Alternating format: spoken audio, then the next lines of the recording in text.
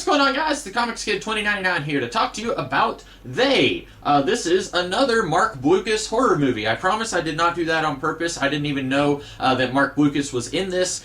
He is kind of the secondary lead in this movie, but this says on the cover, Wes Craven presents They, and that is why I bought this movie, because I wouldn't say I'm the biggest Wes Craven fan in the world. I haven't seen all of his films, but the ones I have seen range from really, really good to that was okay. But I was interested. Okay, you know, he was kind of considered the master of his craft back in the 80s and probably the late 70s too.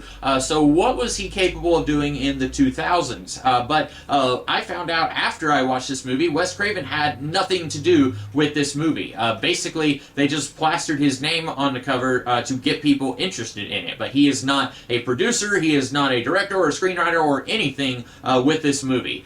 So that is entirely libelous, putting his name on this movie. And I have to say, I don't really have a whole lot to say about this movie. It's not very interesting. It's not even a so bad it's funny kind of movie. It's just kind of generic. The basic plot, we start with this little kid who's telling his mom that he's scared of the dark and he's scared of whatever is sleeping under his bed, and the mom is saying, you're just going to have to grow up. There's nothing under your bed. You've got a nightlight. I'm going to leave the door open. Everything's fine. And then she goes away, and then something drags him under the bed. And then I think it's like 13 years later, we meet this woman.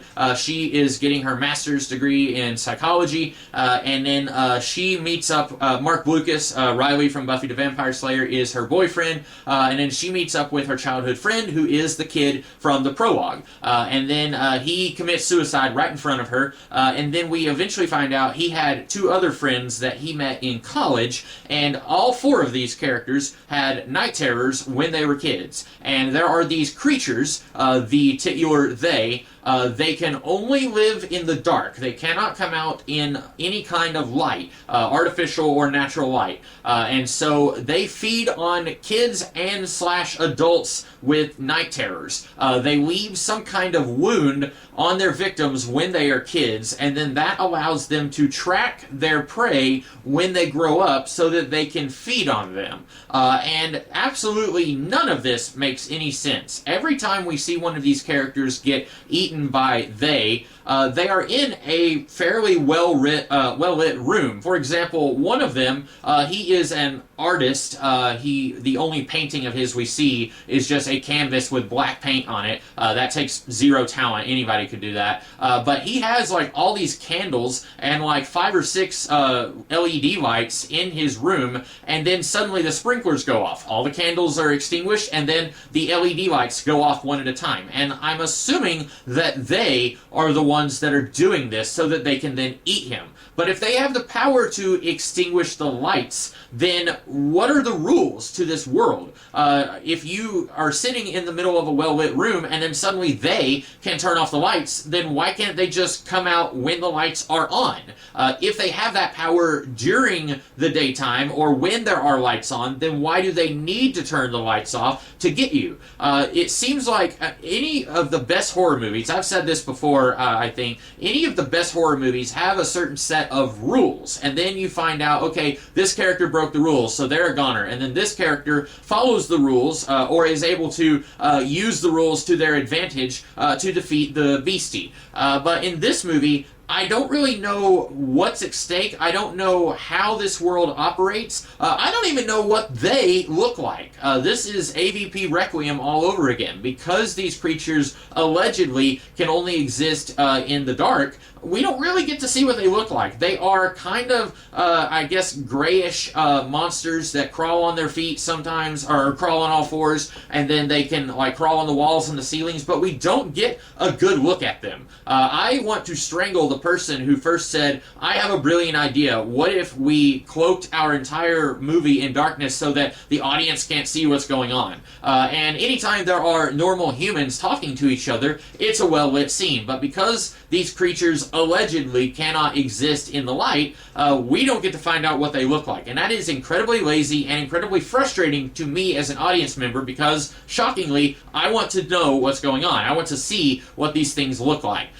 There's not much going on here. We have these characters who, one at a time, are getting hunted down by they. The basic rules of this movie make no sense. Why do they wait until these kids with night terrors grow up? Why don't they eat them when they're kids? Why isn't this more well documented? Night terrors, it's not like everyone you know has night terrors, but it's probably more common than what this movie makes it out to be. And in real life, if anyone who had night terrors suddenly just disappeared, I think that would be investigated.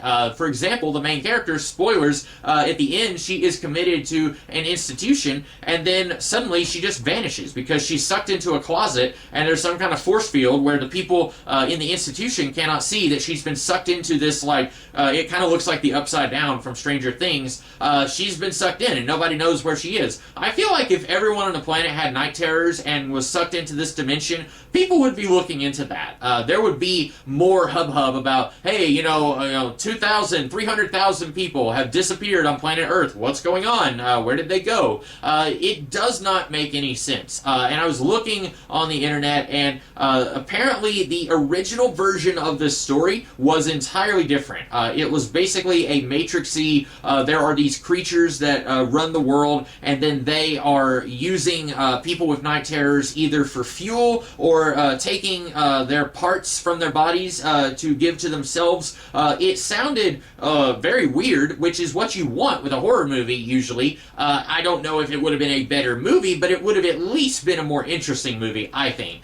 Maybe a little bit Matrixy, The Matrix, but a horror movie instead of a sci-fi action movie. But I mean, that still sounds more interesting than what this is. Even if you say it's derivative of The Matrix, it's still fairly original in the genre of horror. I don't think there are any horror movies that are The Matrix but. So if it had gone in that direction, I think I would have liked this a little bit more. Apparently there were 10 screenwriters who had a pass at this story. I have no idea how something so generic had 10 people working on it. I feel like if there was one person with one vision trying to make this thing work, even if it wasn't a good movie, it would at least be more interesting. So I don't have a whole lot else to say about this movie. I am disappointed. I'm really upset that they put Wes Craven's name on it, and he had nothing to do with this movie. Anyway, that's all that I have to say about They. I hope that you guys liked this video, and I will see you guys in the future with some more spooky videos. In the meantime, have a great rest of your day. Catch you later.